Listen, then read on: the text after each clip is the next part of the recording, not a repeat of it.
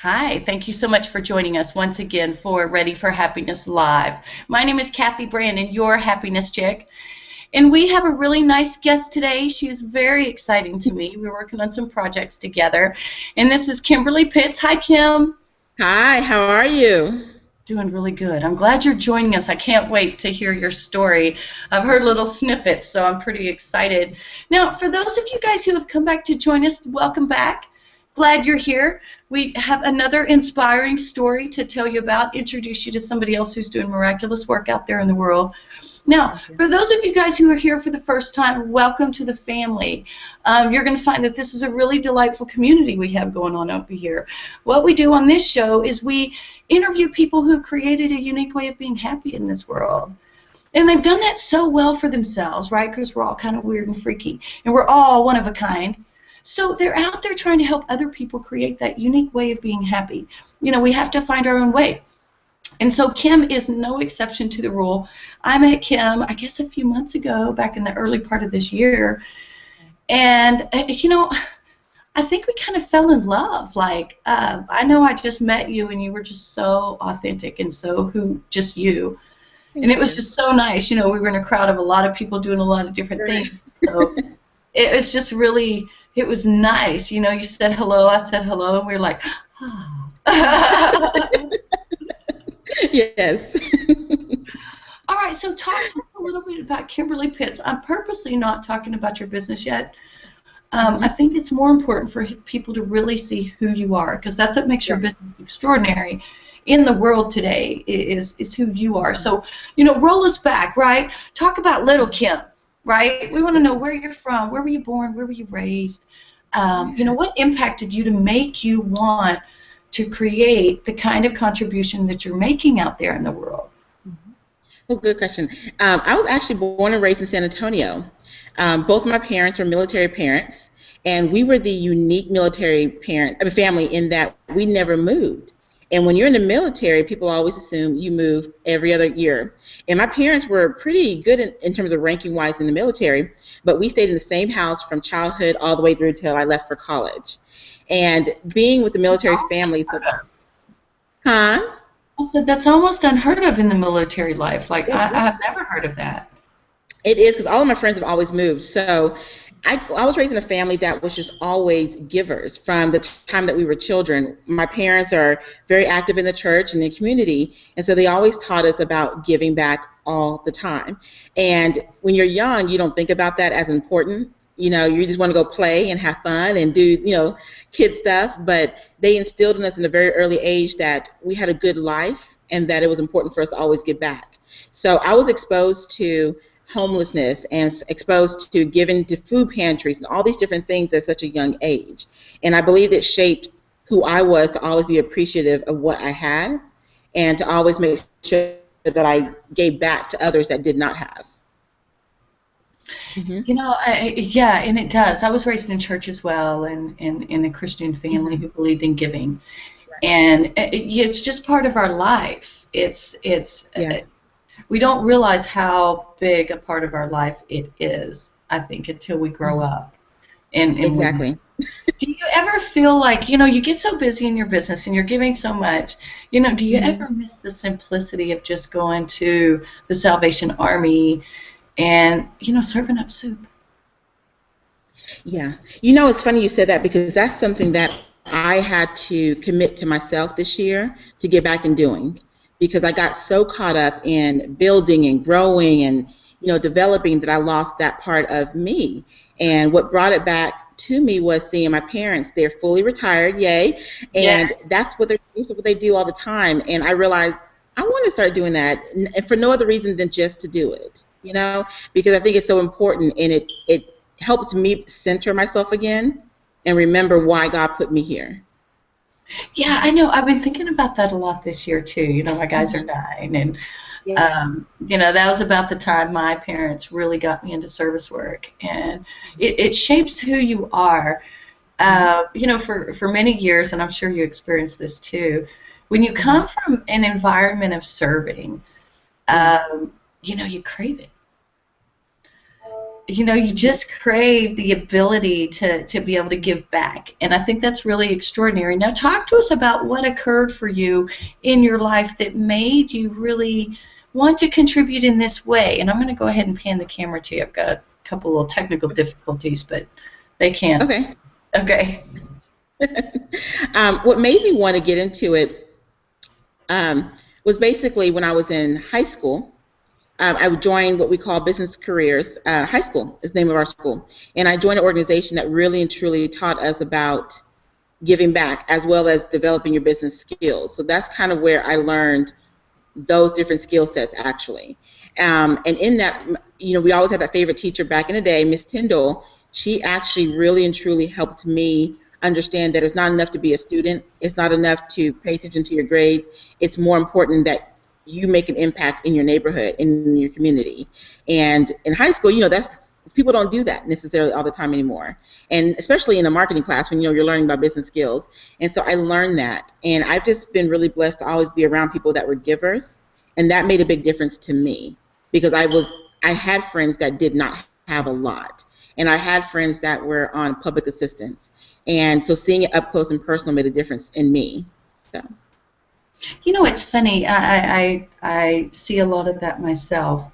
Now, talk to me a little bit about how things started, because I know a little bit of your story. So I'm going to kind of prompt you, because there are different pieces, right? There's kind of what you did in the beginning that you kind of fell into, and then it's how you shaped it to, because, you know, that's the thing. You know, when we start a business, typically we just fall into kind of what we know. We fall into what we've done, what we have experienced doing. And what I've been seeing you do, and tell me, I could be reading you way wrong, but I'm kind of on the outside watching you be miraculous. And, you know, you take this amazing contribution that you had before, and you've really shifted it. It's evolved into something that is made for you. What you do for a living is very unique in a world of things that look the same. So talk to me a little bit about how that happened for you. Tell us kind of what you started out as, and then that evolution. It's fascinating. Yeah. You know, I would say my career found me. When I left college, I went to go work for higher ed, actually. And, you know, I was studying marketing. I was getting my master's in marketing, and my supervisor at the time, she was speaking. And she was so elegant, she was so beautiful, and she was so theatrical when she spoke. And so I was like, oh my God, what do you do besides this? And she said her dream was to become a speaker. And so she said, would you help me because you love marketing? So for me, I fell into my first business was developing a speaker agency. And so, Kathy, I just grew that, and I worked that, and I learned everything. And mind you, I'm only like 20-something years old learning how to build a business at such a young age. And so I did that for so many years, almost a decade. And I realized that I was burnt out. I realized that I loved marketing and branding, loved it. But I also wanted people to understand it for themselves. And so what led me to UImpact was one day I just got kind of burnt out, and I said, you know what, I'm not helping them. Although I was doing great in my business, but I was doing everything for them. And so I realized I need to show people what to do so that if someone is not there to help them, they're still self-sufficient to run their businesses the way they want to. So I kind of started with the speakers, and I evolved into helping women entrepreneurs across the board. Now, do you work with mostly women now? Have you kind of shaved that back? Or because I find that, you know, I put out the call to work with women. That's my primary market. But I'll be doggone, you know, you put out a market for women, and here come men, right? You put out a market for men, and here come the women. Do you find that to be true? Because I've always been in male-dominated industry, so I get along with men just as easy as I get along with women. So, you know, either one is fine, but do you find that to be true? It is very true, but it's funny because I tend to still to this day attract more male speakers because of my approach is very much masculine when I used to work in that environment. So they are still very drawn to that. But then, of course, in this environment, it's much more women-focused whenever I'm working with a woman in her whole business. Nice. Okay, yeah, and that's a nice distinction because the speaker business is a different business than just a regular business. There's so many fingers in that speaker business. Now, do you miss that, or do you get to help your clients do some of that as well, like the clients that do have the ability to market their business as a speaker?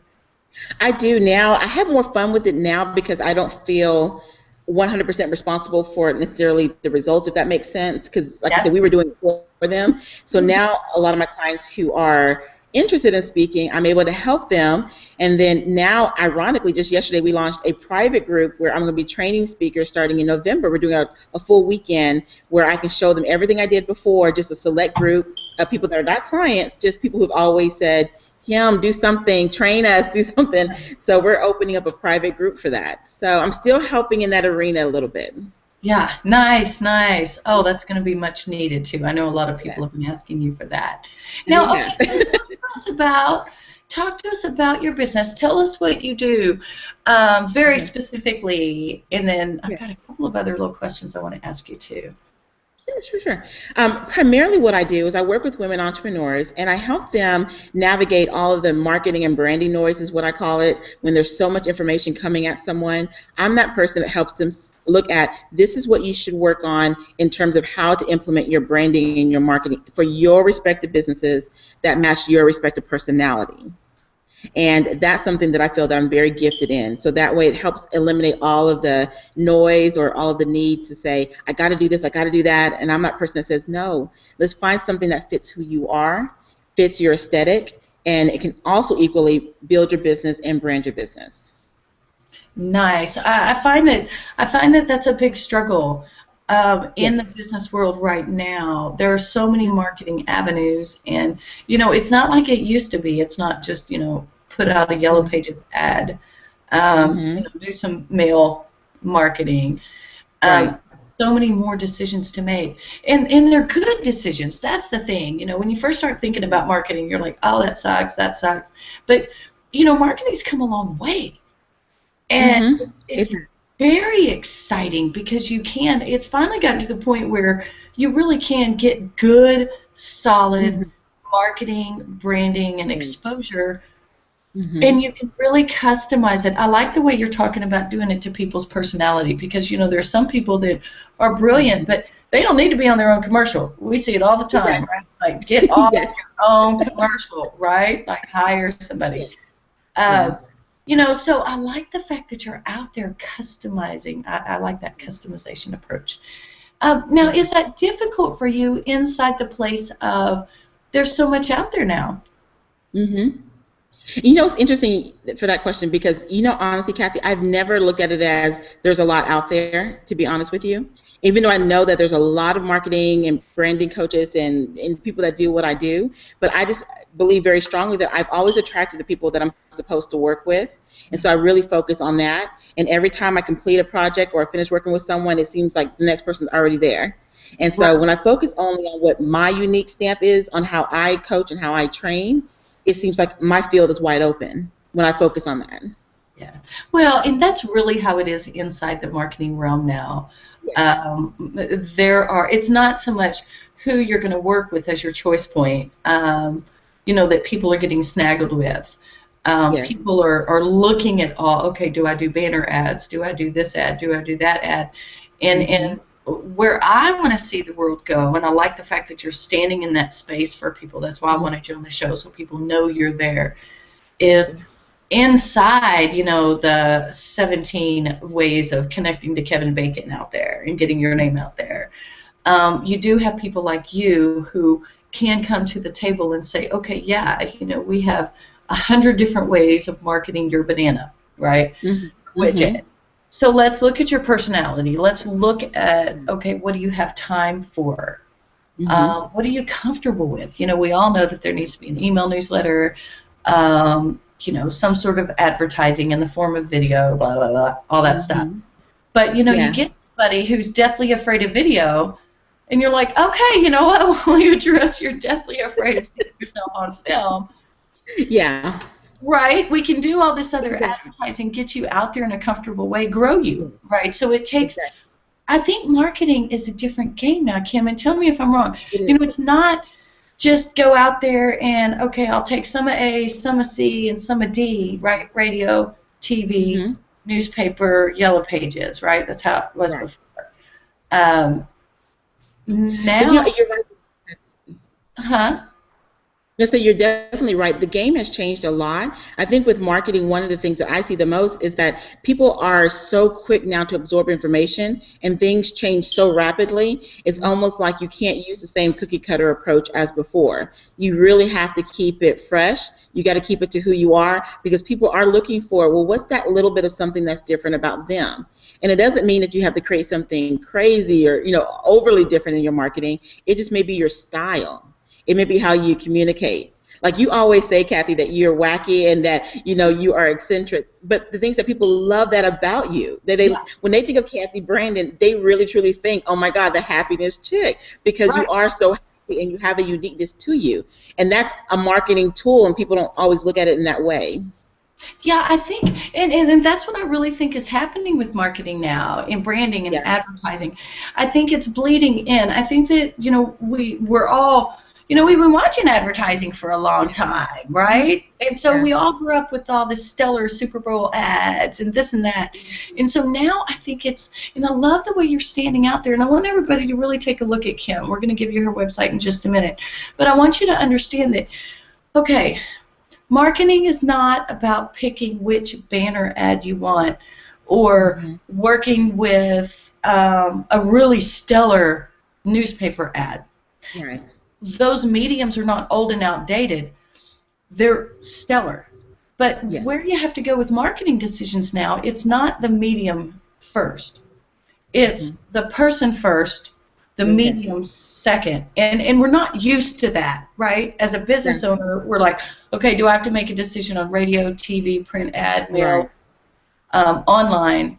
And what I'm telling people to do now is, okay, before you go into learning all that information about all those different mediums and try to tax yourself on what you knew before, let's go find the right person hmm because there are a lot of marketing people, right? So let's go shop for the yeah, person. And then hmm that person's job is to bring you the grocery cart full of, okay, what do you want to do today? Right? Because if yeah, you get the right person, right, if somebody hires yeah, you, Kim, because you're hmm unique, because you customize, because that's how you roll, right? right, Everybody gets that. hmm Um, I think that's what people have to do. I think we have to make our marketing and our advertising buying decision different. Don't you agree? I agree, and I think that's the thing that people don't always see. They just Yeah. try to get the first person, or they get the person with a big name or what have you, versus looking at who is the best fit for me, who will Right. better understand my learning style and how I absorb information, because that's very key too. Because you can find somebody fantastic and they just give you a ton of information, but if that's not your learning style, then you still walk away very confused and feeling frustrated and not really absorbing what it is they gave you. So I think that's why I think it's so important to really know the person that you're working with and even research the people that you want to connect to make sure they fit you. So, Something else that you said too that I think really makes you stand out in the marketplace, and I want to tease that out before we run out of time, sure, is sure. that, you talk a lot about customization, yes, but you hmm also talked about making sure that the owner understands the detail enough. I call it the Mack truck theory, right? That's how I call it Okay. in my business, right? Because I do business design. I don't do what you do, but I do business design. So we Yeah. talk a lot about marketing, in the search hmm for people like you. And where we come to the table is, they always want to jump into the detail and hire somebody to get that done. But I always let them know, and I want practitioners like you out there, and so I want to tease this out for people to know and see is, you find a marketing practitioner that really wants you to have the answers as the business owner. Sure. Even if you have a marketing department, the marketing responsibility truly falls on the owner. Because if Right. the owner is just behind the desk and when they go to the grocery store, they're not talking about their business. hmm They go to the club and they have like this Right. huge ad. I saw this one time and I just think this is so tragic. And tell me if this is like tragedy in your world, right? Okay. The business owner hired a marketing Okay. person. The marketing people were doing a great job. Well, the business owner would go to all these networking meetings, right? Never said not word about any of the specials or any of the announcements that were going out in email. Now everybody knew Okay. marketing people, right? But Yeah. nobody, like, it was a total disconnect. Like their sales did not grow. Like the marketing people could bring in sales, the salespeople could close the sales. But there was a disconnect because the owner wasn't marketing either. And the owner thought since they hired somebody that they didn't have to. Can you talk to us a little bit about that and help the owners who are watching this show understand their responsibility a little bit? Well, honestly, I would say they say the buck stops with you. Yeah. It really does, because you're the person that has the vision. And although you have people that are assisting you execute that vision, you are still the visionary of your company. So you are the best person to articulate that vision to your audience or to other people. And I think more importantly, people have to really see how passionate and how much do you care about your business.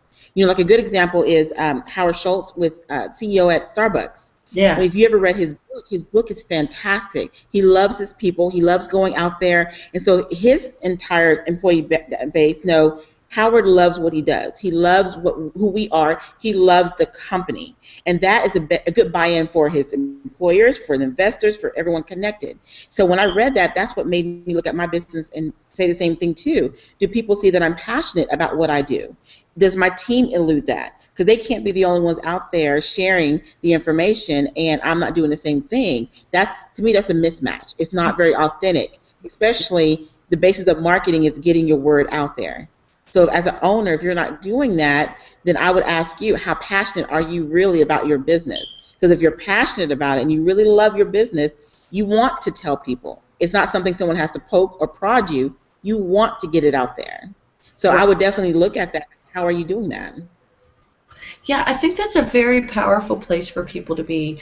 You know, just telling somebody what you're excited about is not selling. And so there's a very big distinction. And sometimes it takes the marketing people to really show the business. I'm a business owner. I can talk about my kind. But, you know, it sometimes takes the marketing person to teach the business owner what pieces of this marketing cycle are yours. It's not enough to vision the marketing. You know, you have to stand in that place when you're in the grocery store, when you're at the club, when you're on the golf course. You know, you have to, people are going to ask you what's going on. If you're not telling them what's going on, and they're only hearing it from your email, you know, that's kind of creepy. Like my 9-year-old say, that's creepy, right? Creepy. Right. Love that. But you do such a good job with that, Kathy. You do a fantastic job of that. I mean, whenever someone asks you about it, you light up. And see, to me, I would be concerned as the happiness person if I asked you about your company and you just had this look on your face and you gave me the generic mission to here's what we do, and there was nothing happy about you, you know, so it has to line up. So I think you do a fantastic job at that. Thank you. I think I had to come along. I remember my first speaking gig. It was back, I guess, in 2006, and it was for a Rotary Club, and I knew what the Rotary was, but not really, right? I was kind of new to the whole, like, getting in front of the crowd thing, and at least in this business, and very nervous, and it was like a 7 o'clock breakfast. Then I'm a morning person, so that's not real bad. Right. But, you know, I got done speaking, and I got the little feedback cards, right? And a couple of people were like, I don't know if the happiness chick didn't have enough coffee, but she didn't seem really happy. Oh. And I laughed, and I was so nervous, Kim, that I just, you know, I didn't bring it, right? You know how I come in, and I'm just like, hey, let's get it going, right? Exactly. It wasn't the case because the nerves were there. And so I understand what that's like to be that owner and be a little nervous going in. But what I do want to say to all the owners out there is that, you know, what Kim is bringing to the table, and I want to talk about how they can connect with you. I want to talk about some of the things that you have going on, is I want you guys to understand that there is a distinction between what we have to do as owners and then what we can offload to consultants, coaches, partners like Kim. It's not difficult, but until we understand the distinction, then obviously it makes it, we're working harder, and our families are suffering, right? I don't know how much time I spent poring over Facebook when you know, I just needed a better strategy. I needed to, you know, just be a little bit more deliberate with what I was up to. So I want everybody to hear that. Now, Kim, talk to us about how to connect to you. We like to connect with you one-on-one for those who, you know, for some reason they don't want anybody to know they need help with marketing. We want, right? Sure. You know, we have our website, which is www.impact.net. And then you can reach out to me directly at kim@uimpact.net. And just to tell you a little bit, while I work with marketing and branding, what I specifically do, Kathy, is I work with people on a customized basis through we have a planning day sessions. We also have half-day planning day sessions. And what we do is we look at your marketing, your branding, and how you're currently positioning yourself, and we just look at more effective ways that you can get out there in a bigger way. And so I'm pretty much known as a person that loves strategy, and I love implementation. And so I love to look at every little area of it to make sure you're maximizing every opportunity available to you. And then, of course, we have our mastermind program, and we have some other different programs like that. But primarily, my goal is to help make sure that when you walk into our office, you walk out with a real plan, a real way of executing it, and more importantly, you know that you have the support of our entire team behind you.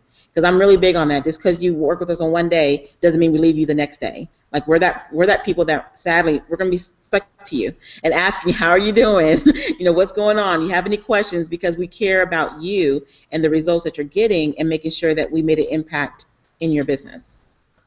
Now let's talk about the book that you have coming out. You have a couple of books that are published soon. So talk to us about that. Tell us what's going on with that.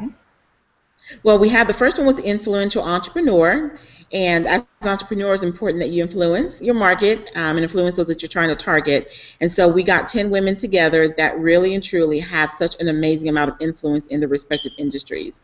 And so each of us shared one segment about where you can build influence, connection, or engagement. So we have that one out on Amazon, and we have another one which is our Stepping Out, your strategic playbook for the emerging entrepreneur. And we're very excited about that one as well. Kathy's going to be in that. And what we wanted to do, Kathy, was we found a need with emerging entrepreneurs, which I'm sure you've ran into many of them. They don't really have a good blueprint. They don't really understand what delegating means, what planning really is, or about how to create real influence. So we, again, lined up 10 more amazing entrepreneurs that are true to their business and true to their authenticity, and to ask them to write about an area that they feel an emerging entrepreneur would love to learn more about. And so we're getting ready to launch that one out in August. Nice, nice, good. Okay, let's give your website again. We do have to go. We've run out of time, but let's go ahead and give your website again so that people can connect with you. Awesome. It's www.uimpact.net. Nice, nice. Well, all right. Thank you so much for being on the show. We love your story. Gosh, I just love what you're doing out there. And everybody connect with Kim. She's one of those people that have created a unique way of being happy in this world. She's out there helping you to create your way. So this is another practitioner who is customizing happy. So thank you so much, Kim. And everybody knows what to do next. Go make some happy, y'all. Bye-bye. Bye.